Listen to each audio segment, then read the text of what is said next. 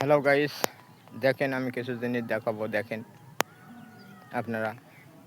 সব বাংলাদেশ পাঠাবো খুঁজে খুঁজে। নামাজ পড়তে 15 মিনিট লাগে, সেটা দেওয়া হলো না। 15 মিনিটের জন্য কত ঘন্টা আটকানো হতো? আর ওনারা কে? হরিদাস পাল, তাদের জন্য রাস্তা আটকানো হবে? দম বন্ধ হয়ে যাচ্ছে। যান বাংলাদেশে, পাকিস্তান চলে যান, এখানে নামাজ পড়ুন। কে বল? আপনারা যদি বুঝতে পারেন দেখেন। मदरसे के बच्चे मोहम्मद अर्श ने कमाल कर दिया। देखिए इन्होंने चंद्रयान 3 जैसा मॉडल लॉन्च किया है। বাংলাদেশে বলা হচ্ছে শেখ হাসিনার বাবার নাম হরে কৃষ্ণ হরে রাম।